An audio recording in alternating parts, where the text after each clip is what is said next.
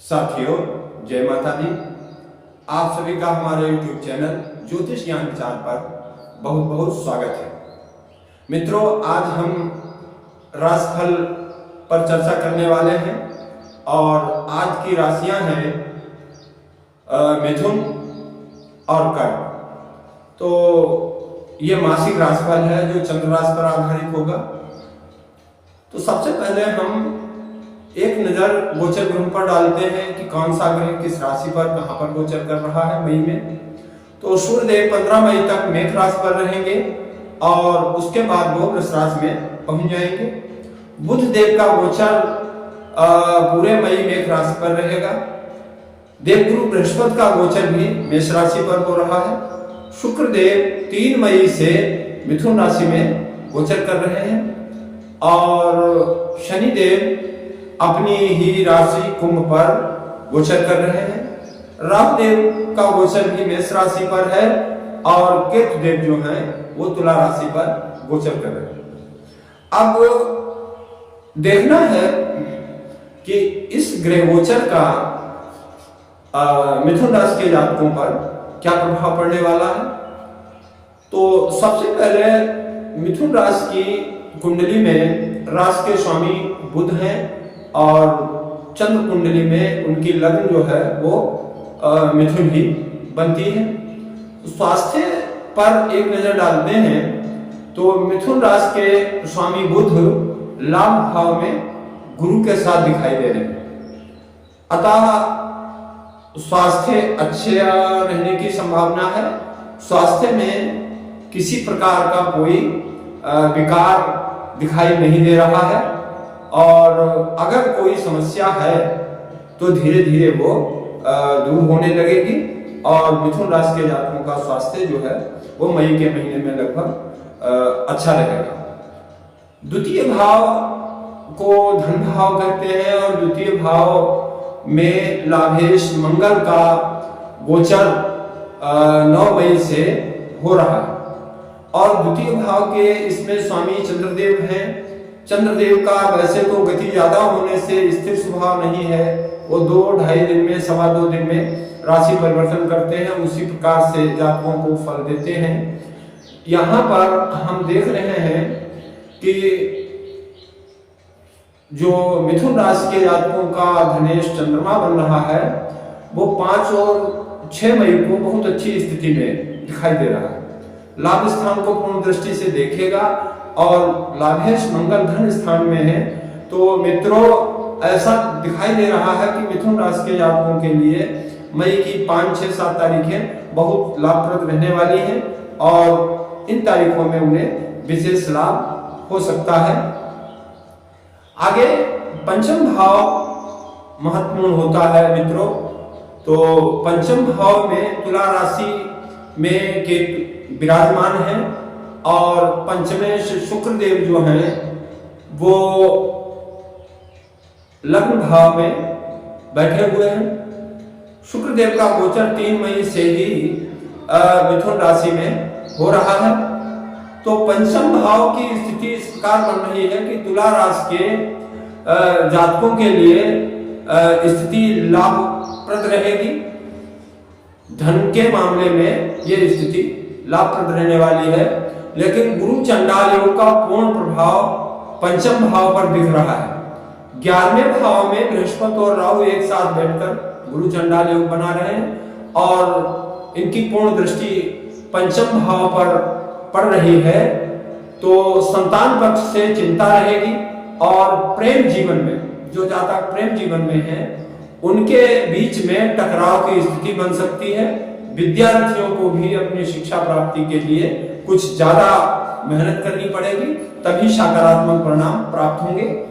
सप्तम भाव की स्थिति अनुसार व्यापार में लाभ रहेगा, किंतु पत्नी का स्वास्थ्य खराब हो सकता है क्योंकि सप्तमेश बृहस्पति राहु के साथ पीड़ित अवस्था में है और शनि की पूर्ण दृष्टि भी पड़ रही है।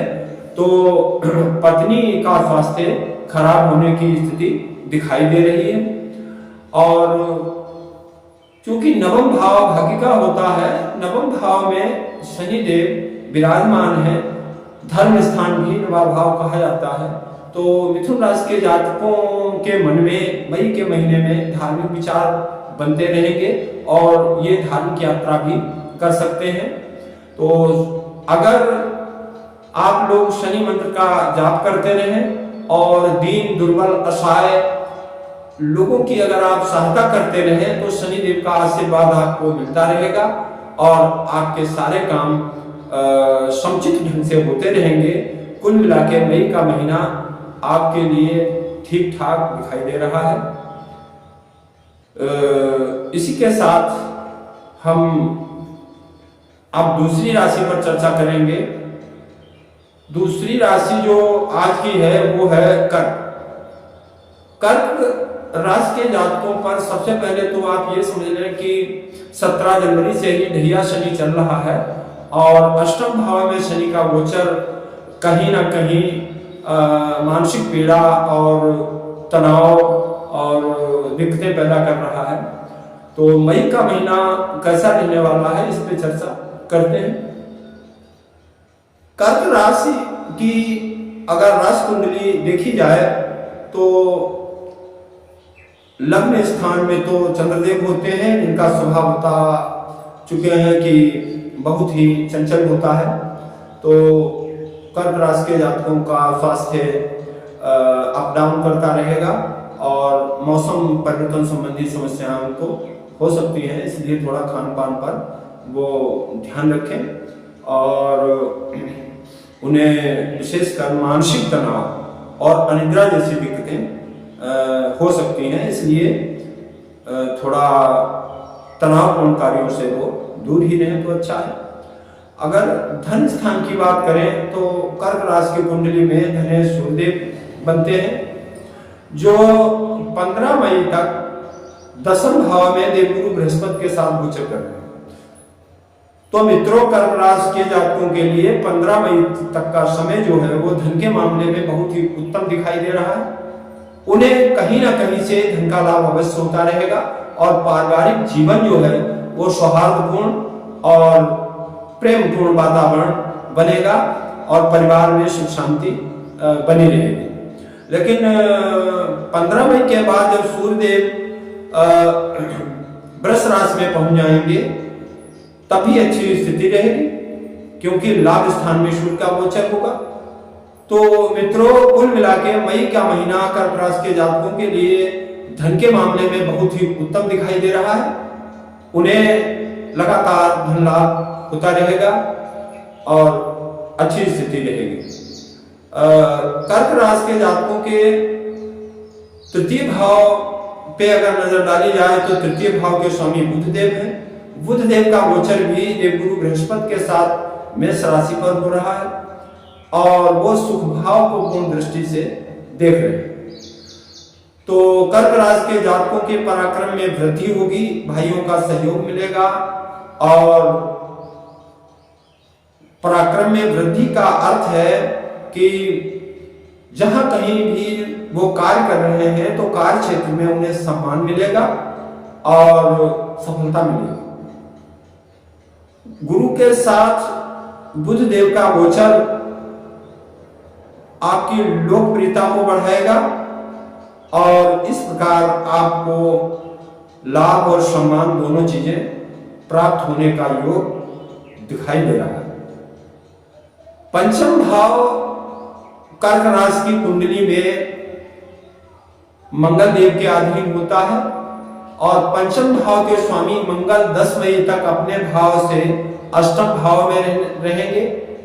अतः 10 मई तक संतान पक्ष को चोट चपेट लग सकती है और संतान पक्ष से विशेष समस्या पैदा होने की स्थिति बन सकती है। थोड़ा ध्यान रखना पड़ेगा। संतान को लेकर भय का वातावरण बन सकता है। लव लाइफ कष्टप्रद हो सकती है। मित्रों से धोखा प्राप्त हो सकता है। ये स्थितियां आपकी 9 मई तक विशेषकर रहने वाली हैं और 9 मई के बाद मंगल देव जब कर्क राशि में पहुंच जाएंगे तो स्थिति एकदम फर्स्ट क्लास हो जाएगी क्योंकि कर्क राशि के जातकों के लिए जो है कर्क राशि लग्न बनती है और मंगल देव वहां पहुंचकर अपने घर को संभाल लेंगे और जो भी 10 दिन में दिक्कतें आई हैं उनका समाधान आपको प्राप्त होगा। सप्तम भाव पत्नी का होता है, व्यापार का होता है। तो सप्तम भाव के स्वामी शनि क्योंकि अष्टम भाव में है तो अपनी ही राशि पर, लेकिन भाव अष्टम है, तो इसका प्रभाव कुछ ऐसा दिखाई दे रहा है कि व्यापार में अचानक घाटा होने की संभावना रहेगी और कारोबार में रुकावट पैदा हो सकती है, साझेदारों के साथ मतभेद हो सकता है। इसके लिए आपको शनि शांति करना शुभ रहेगा। आप शनि मंत्र का जाप करते रहें और सुंदरकांड का पाठ भी आप कर सकते हैं। शनिवार को आप तेल, सरसों का तेल जो है उसका भी दान कर सकते हैं, इससे भी लाभ होगा। और दसम भाव में गुरु चंडाल योग बन रहा है जिसका सीधा प्रभाव आपके सुख भाव पर पड़ रहा है। ये सुख भाव से हम मकान, वाहन, जमीन का विचार करते हैं तो इसमें आपको विशेषकर वाहन हानि होने की संभावना दिखाई दे रही है। तो पहले तो आप मई के महीने में वाहन चलाने में पूरी सावधानी रखें, अन्यथा वाहन चोरी हो सकता है या आपके वाहन में दुर्घटना होकर टूट फूट होने की संभावना रहेगी। इस चीज का आपको विशेष ध्यान रखना है। लेकिन भाग्येश गुरु जो है वो आपके दसम भाव में है, भले ही वो पीड़ित हैं, इसके बावजूद भी आपको भाग्य का साथ मिलता हुआ दिखाई दे रहा है और एन प्रकार धन लगातार आपके पास आता रहेगा, जिससे आपकी स्थितियां जो है वो बिगड़ने से बच जाएंगी और बहुत से मामलों को आप धन के द्वारा नियंत्रित कर पाएंगे। तो ये कर्क राशि वालों की स्थिति है मई के महीने में। अब हम कुछ तारीखें बता रहे हैं। 8 मई, 9 मई, 12 मई, 13 मई, 18, 21, 22 और 24 मई की तारीखें कर्क राशि के जातकों के लिए थोड़ी ज्यादा कष्टप्रद दिखाई दे रही है। इन तारीखों को आप सतर्क और सावधान रहें, लंबी यात्रा ना करें, कोई बहुत ही महत्वपूर्ण दस्तावेज पे दस्तखत ना करें और कोई बड़ा फैसला ना लें तो अच्छा है। उपाय की बात अगर की जाए तो कर्क राशि के स्वामी चंद्रमा होते हैं और चंद्रमा की प्रसन्नता के लिए सीधे सीधे आप भगवान चंद्रभाव शिव शंकर भोलेनाथ की आराधना कर सकते हैं। आप ओम सो सोमाय नमः मंत्र का भी आप कर सकते हैं जो चंद्रमा का मंत्र है, और साथ ही आप भगवान शिव के पंचाक्षरी मंत्र का जाप करते रहें। भोलेनाथ की कृपा प्राप्त होगी और सब कुछ सुंदर और सकारात्मक होगा। इसी के साथ हम अपना वीडियो पूरा करते हैं, फिर मिलेंगे। जय माता दी।